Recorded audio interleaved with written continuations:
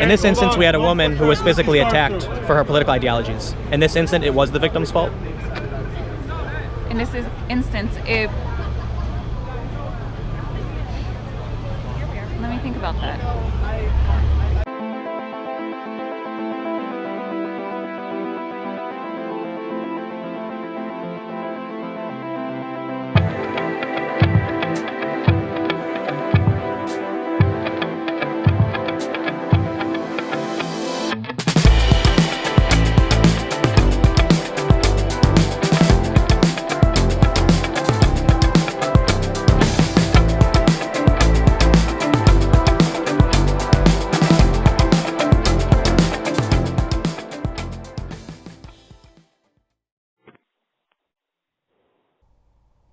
All right, you there? Yeah, I'm here. So I just got a couple basic questions. You're coming to Berkeley tomorrow. Yes. Are you worried about security? I mean, you're going to be speaking at UC Berkeley. We've seen, Ann Coulter was basically chased out, and there's already flyers everywhere basically calling you a fascist. I'd be a fool not to be concerned, given the fact that the UCPD is concerned and the UC Berkeley administration is so concerned that they've shut down, blocks. They shut down a street in Berkeley. They've shut down 6 buildings around where I'm giving a lecture. They've created what they're calling a hard cordon around the area with visible police presence. Obviously I'm concerned about security. Do I think I'm going to get hurt or anything? No, I'm mostly concerned about security for other people. I think I'll probably be one of the safest person there, given the fact that the administration certainly doesn't want to have the speaker himself. But I do have worries for some of the students who are going to show up and just want to listen, and I fear for the police officers who just want to maintain order, and Antifa does not have a good history with the police. So you think it's going to get rowdy? I mean, you're nothing like Milo Yiannopoulos, who's purposefully offensive. I think sometimes you are provocative and could be offensive, but it's kind of crazy because when I look at you come off as more of a run-of-the-mill conservative. Milo is a provocateur. So to me, I'm kind of shocked to see this kind of reaction to your presence. Yeah, I don't think that it has anything to do with me. I think that anybody who is to the right of Mao Zedong is going to be considered an enemy by Antifa. So I think that, them calling me a fascist and white supremacist obviously has nothing to do with my record or anything about me. I doubt these people even know who I am. I don't want to grant myself that kind of credibility among this crowd.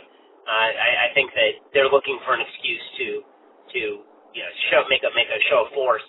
And this is an excuse that they may be waiting for. I think it's a mistake for people, in other words, to attribute the violence of Antifa to my speech as opposed to attributing the violence of Antifa to Antifa. So I guess last question. Have you had pushback from the administration at UC Berkeley? Have they been kind of apprehensive for your visit? No. They've been, I think, welcoming from the beginning as far as the idea of me speaking. They've thrown up roadblocks in terms of the manner and time and place. So they originally threw up a roadblock by saying they didn't have a venue. Then they said they did have a venue. It was 2,000 seaters, so we took it. Then they tried to charge us a $15,000 security fee, which we paid. Then they said they weren't going to release the tickets until all the security situation had been worked out, so we had to set up a proxy site so people could register for tickets. Then they said they were going to remove half of the seats in the venue because they were concerned that people were going to go on the upper balcony and start throwing chairs down on people in the lower balcony. And then finally they issued that ridiculous letter where they suggested that students, if they had a problem with what I was saying, might want to seek counseling. I don't have problems with Berkeley, which I think wants to have a good event. I don't have a problem with their security, which I assume wants everybody to be safe. I do have a problem with them suggesting that I am such a uniquely horrifying character that you require counseling after hearing me speak. This seems to me part of a broader problem that's beyond Antifa. It's a broader problem with the left. It suggests that hurt feelings are essentially an act of violence by me, the sort of microaggressions culture, that if I offend you, then you must need counseling, and that's sort of an act of violence. It's this weird situation where, on the one hand, Berkeley condemns violence, which is great, and on the other hand, they sort of suggest that my verbiage is violence, which carries an internal logic suggesting that to react with violence to my verbiage is not completely inappropriate. This all feels so crazy. But hey, man, thanks for taking a few minutes to speak. Do you have any final thoughts or anything you want to add before we get off the phone? The only thing I can say is that I totally agree with you. I think it's totally insane, and it's demonstrative of the insanity of the political culture of the time. It's as you say, I am not a provocateur by nature. I'm somebody who I say things that I believe are true.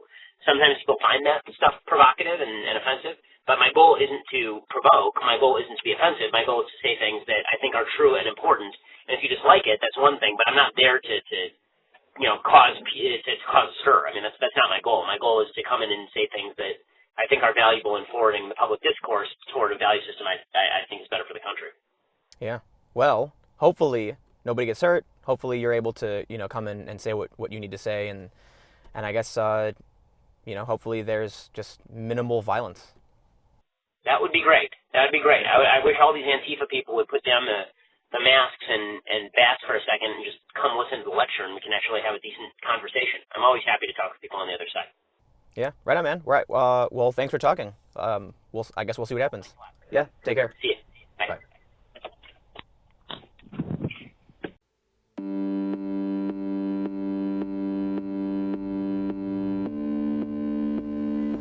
All right, cool. So whenever we're preparing for a riot, we always come to the wonderful Home Depot.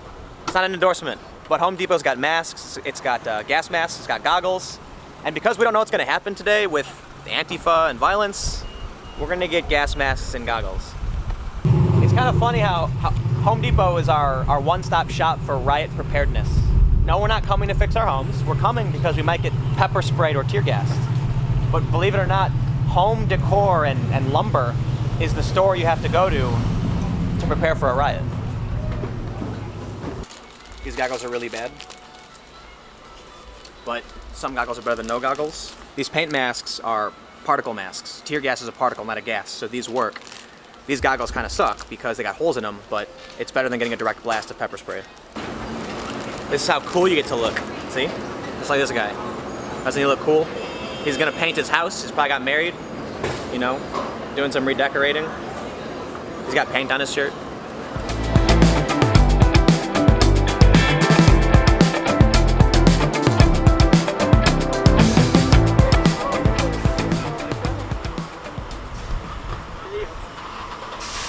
All right, we're here. We're at UC Berkeley, and there's some protesters in front of us. It's early. The event isn't until later tonight, so things should be pretty chill for now, but hopefully we can get a chance to talk to some of the protesters and see how they're feeling. No, I'm not going to bother them.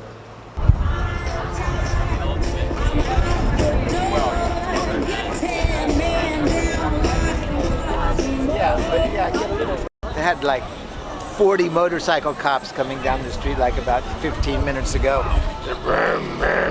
Anyway, so. Well, hey, I'm Tim. Okay, I'm Barry. Barry, nice to meet you. Yeah. Do you want to just tell me what you guys are here, what you're out here for? Yeah, well, we're Refuse Fascism, and we've called out Ben Shapiro as an intellectual thug and hitman for the very, very dangerous and threatening fascist forces in society, which are headed up by Donald Trump and the Trump regime. And we are calling for a speak out, to get into the questions of misogyny and white supremacy and xenophobia that are pushed so sharply and all over society by the regime and by Ben Shapiro. He claims he's got differences with Trump, which he did said he didn't vote for him, and he has had some differences, but part of his differences are he doesn't think he's fascist enough. He criticized him for not being firm on anti-abortion, for example. I mean, that's part of his difference with Trump, right? So anyway, and they've made this with the assistance of the liberals who run the university into a practical police state with the massive cordoning off of a huge section of the public space of the university, and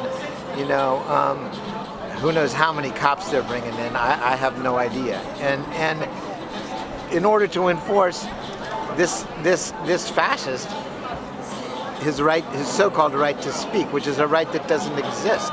You don't. I noticed on the sign it says the issue is not free speech. Yeah. Do you not believe that Ben Shapiro has a right to speak? Look, here's what I think about the free speech question.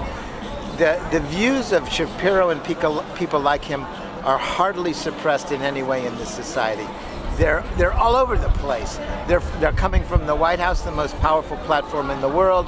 They have Breitbart. He was a former editor of Breitbart. They have many, many avenues to spread their views all over society, unfortunately, actually. No one has the right to say, I'm coming to your house on Thursday and I want the living room and I'm speaking there, which is what he's done essentially, right? And that's no right. And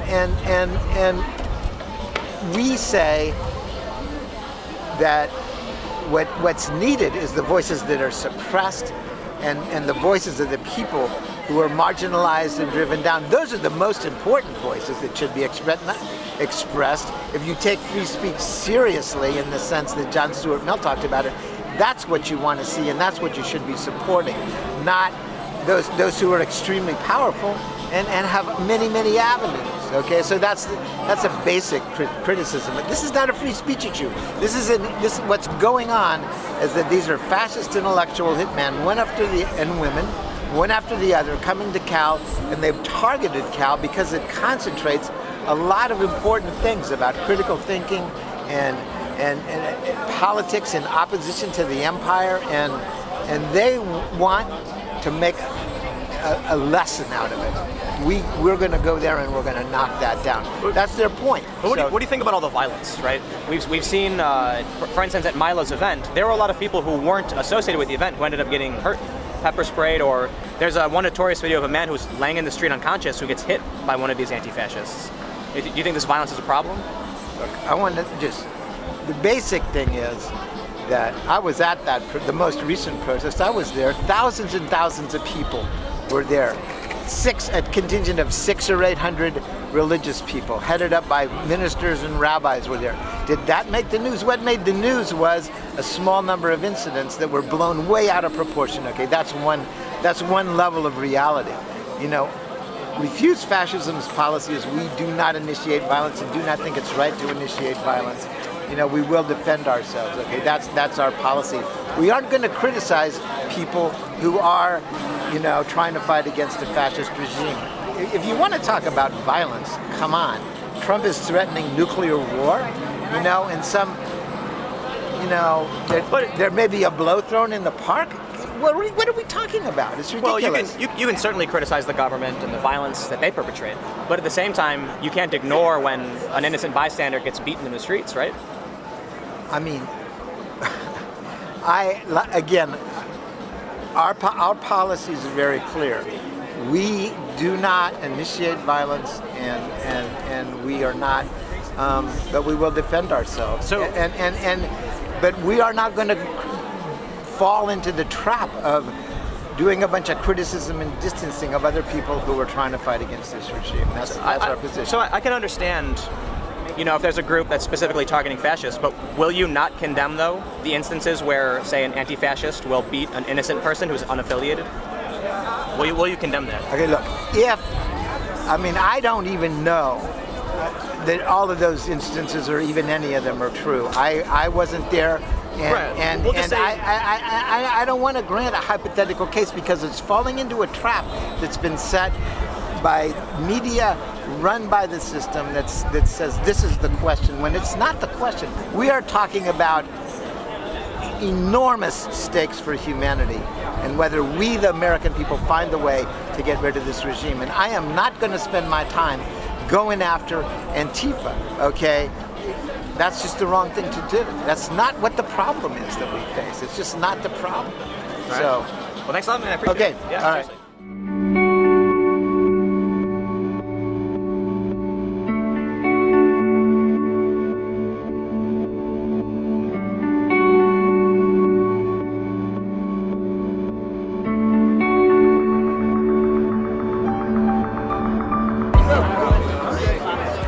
Wait, Tim, come here.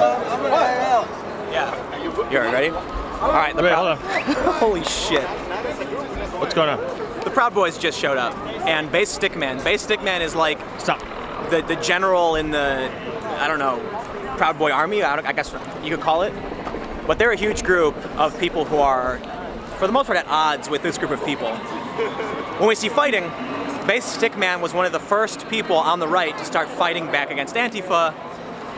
So, naturally, two opposing factions may now be about to clash.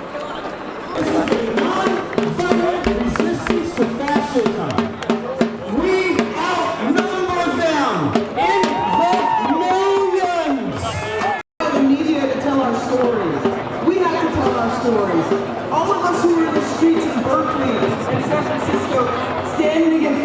The sun has nearly set. It's still super calm. The protests are doing their thing. We're surrounded by police. I've spoken with a few people. They don't seem to think things will get crazy, but some of the younger kids do. I think we're pretty safe. If something happens, we've got cops to the left, to the right, straight down the street. Even the side streets have cops on them. There are cops everywhere. But the event only just started. When Ben Shapiro finishes and people start coming out, like Basic Stickman is here, maybe something will happen. We don't know.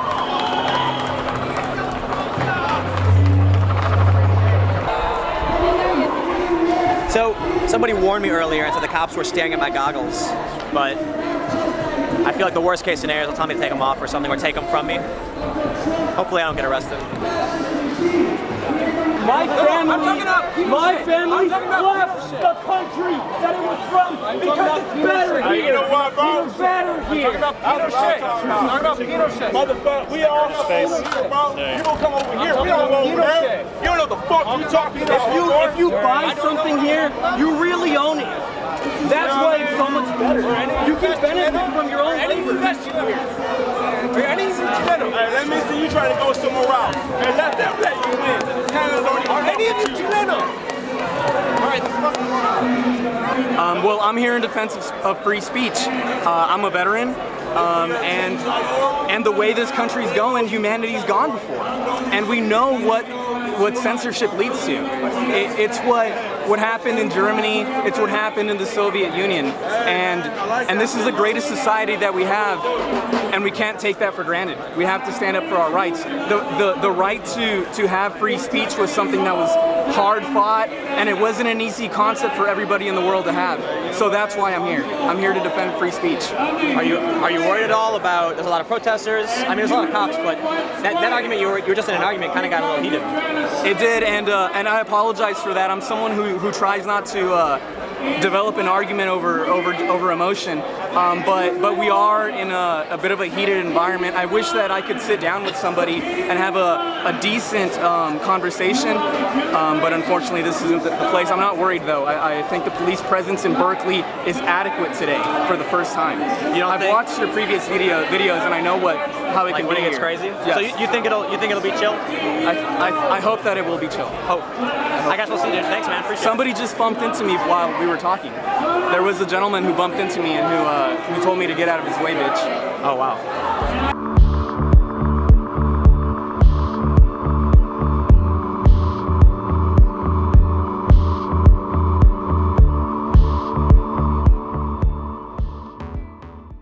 So we see this guy, he's got a mask on, he's flying for communism.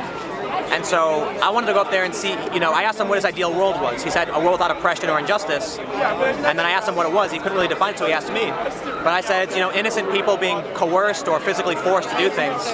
And he agreed. And then I asked him if, say, somebody like Antifa hit an innocent person in the street, is that oppression? And he's like, if they're innocent, like, yeah. He's like, I don't agree with that. And I'm like, wow, cool, all right. It's rare to see somebody willing to call out their own side, right, the far left, and say, hey, look, man, if they do something wrong, that should be called out too, even if he agrees with communism, right? He's willing to say that. I respect that.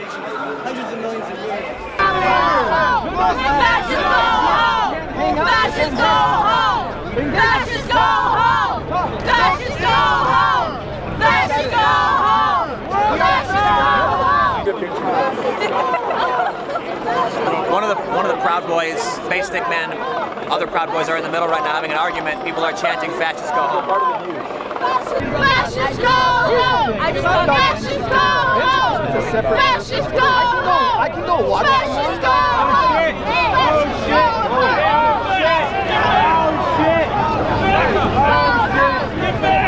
Oh, this one. Back up! Back up! Back up! Back up! Back up! Fascists go home! Fascists go home! Fascists go home! Fascists go home!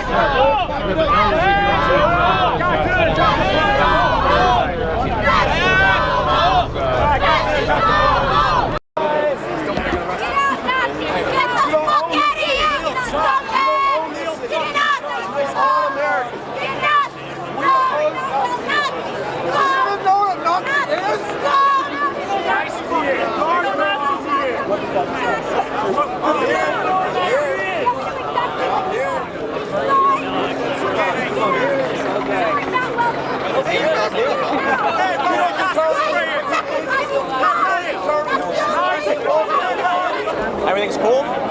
Well, we got into a little bit of a scuffle. One of their people grabbed one of our people's phones. Yeah. Can I get a picture with you? Yeah. Shit.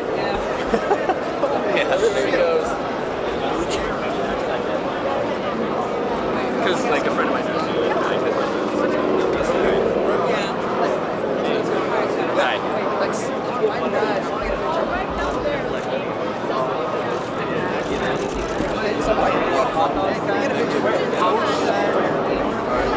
This is what's kind of crazy. Base Stickman is the leader of the Fraternal Order of the Alt Knights. So he's like a Trump supporting guy. It's really interesting to see here, just right in front of UC Berkeley, a bunch of people coming up all excited to meet him, getting photos with him. Most people don't imagine there are conservatives here, but hey, guess what? There are.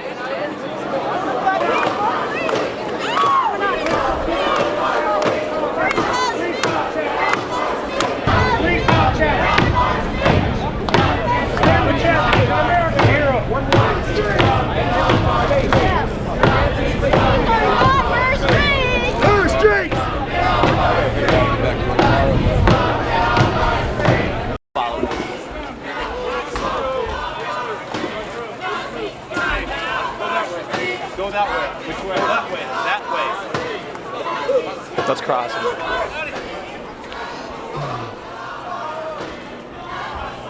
All right, first base.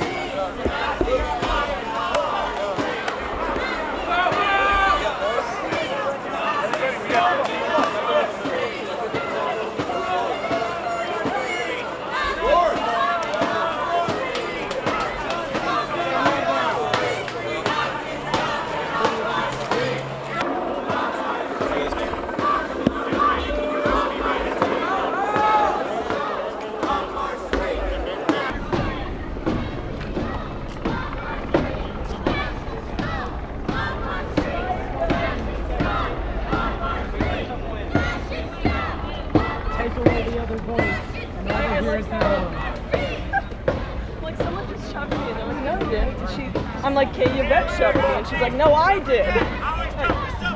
Okay. I was talking to them and then an officer put me... Here all night. Where are you going? You're not. I'll head out, yeah. Okay, thank you.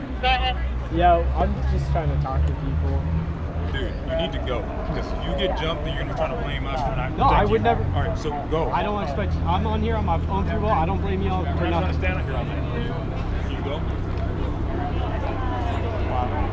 You know, I have a lot of respect for officers, but there's other ways to approach things. I don't understand why you guys have to come here to Berkeley. You know how it is here. What's the point? Are you here to incite violence? No, at the opposite. I don't want violence. but I'm just talking to people to be reasonable. No, you're being naive by thinking that you're not going to incite violence by being amongst people that totally disagree with you. This entire time, I have preached peace. All I want here is peace. No, Don't be just violent. the act of you being here, of all these like super right wing, whatever they are. I don't even know. Are they politicians? Are they? Ben Shapiro is a politician. He is not far right wing. He's a very intelligent speaker. I suggest if you listen to one of his speeches, you would understand. Obviously, there are. Dude, we're going. We're going. But I am not inciting violence. Like when I come here, you are inciting violence by coming here. Yes, you are. By Can I ask you a question? The act of being here is inciting violence. Can I ask you a question? Yeah. If you went to like a predominantly Trump area, would you be inciting violence? Would I? Yeah. If I knew that there would be counter protesters against me, yes, I would be, and So, I would be causing I know I would be causing disagreements. I know I would cause violence. So are there certain areas of the country that you don't think you have a right to go to? I don't feel comfortable going. No, there are Well- certain areas that I wouldn't go to because I mean, I'm not stupid, and I know that I'm gonna go there. If I go there, there's gonna be what happened in Charlottesville, someone getting killed. So do you you want think- that to happen again? Oh, I'm a journalist. Okay. So my question is, do you think that certain areas should be off limits to certain people of political ideologies then? I think you should have common sense and realize when it's not a good idea to go somewhere. That's what I think. I guess the issue is, like, there are actually people who go to Berkeley who are conservative, who are here just because they go to school here. So I guess the challenge becomes, if you tell people who are of one particular ideology they can't come here, is the solution like countrywide segregation of ideology? Like, are liberals not allowed to go into conservative areas and vice versa? No, what I'm trying to say is that you're coming here not just, you're coming here, the act of coming here is inciting violence, but not just that. It's the person giving a speech with certain ideas that are gonna make people angry, the majority of people angry. So it's, you are inciting violence by saying things that a lot of people disagree with. Do you think that, say, a pro-immigration activist shouldn't be allowed to speak in a rural area that's predominantly conservative? I'm not saying they shouldn't be allowed. I'm saying that it'd be kind of stupid for them to go there. So then how do you convince people who don't know or understand like immigration, how do you convince them to understand your point of view if you're saying they shouldn't go there and talk about it? We're not trying to, we're going to try to convince people that are not as in the other extreme of of the political spectrum. It's not, of course I'm not going to try to convince a Republican. That'd be kind of stupid. Why would I do that? What's not convincing Republicans? There are states that are undecided, right? It was like 60.1 for Trump and 60.4 for Hillary. I would go to neutral states, sure, but I wouldn't go to a place like Berkeley where the majority of people hold very liberal ideology. So it doesn't make sense. You're inciting violence. Pro Ben Shapiro person was knocked out or knocked to the ground. Why do you think so? Because people are pissed off at her because of her ideas. That's it. Is that okay? That she was attacked? It's not okay. It's not okay. It's never okay. So it wasn't okay for that guy to run over a girl who died. It's not okay. So you think the woman who came here should not have come here? I think she should have had more intelligence. Right. Why would she be amongst like a crowd of people that oppose her ideas? But I guess my concern with that statement is it's very similar to what conservatives say about rape victims. Like, they should have known better. They shouldn't have gone out and gone into an area that was dangerous. They say women shouldn't walk alone at night because it's dangerous. They should know better. Why would you do that? And that sounds like kind of what you're saying. They should know better. They shouldn't come here. It's going to make people angry. It's going to make people... That's totally different. To compare political ideology versus a person being themselves, being the person they were born to be is totally different. I don't see the comparison. So do you think there are certain instances where the victim is at fault? Certain instances where the victim is at fault. So in the instance of, say, sexual assault, it's not the victim's fault. But in the instance of political ideology, it is the victim's fault. Right? So in this instance, we had a woman who was physically attacked for her political ideologies. In this instance, it was the victim's fault? In this instance, let me think about that.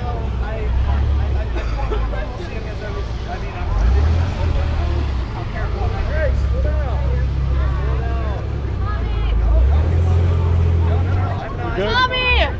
Come through! No, we're good, good.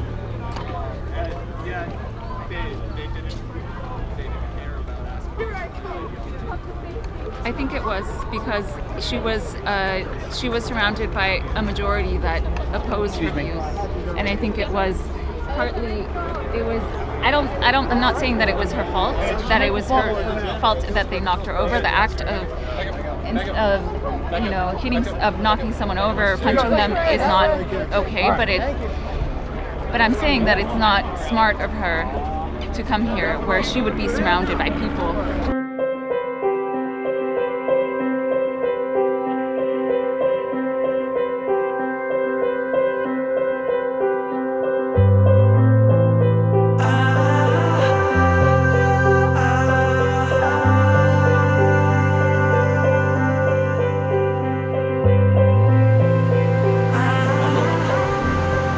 That's about it. I don't know if I'm surprised or not that nothing happened. I think the only thing we really saw was there was a woman with a free speech sign. She got attacked. She got taken away in an ambulance. Some people thought she had a concussion. It was kind of strange to me that it was only the woman that got attacked, because there were certainly a bunch of guys here who were, Proud Boys and stuff like that. But, ultimately Ben Shapiro gave his speech. Then we saw the protesters held their sit-in, had their protest outside. Seems like everybody got what they wanted. It is a bit crazy, we're hearing that the city spent something like $600,000 on security for this, which is, it's crazy that this has to happen. But again, it seems like people got what they wanted. The next thing coming up in about 10 days is Free Speech Week with Milo, Steve Bannon. It's hard to believe that Bannon's actually going to come here, but if he does, I can't imagine this city surviving. Like, that's when I really feel like the fires will get lit.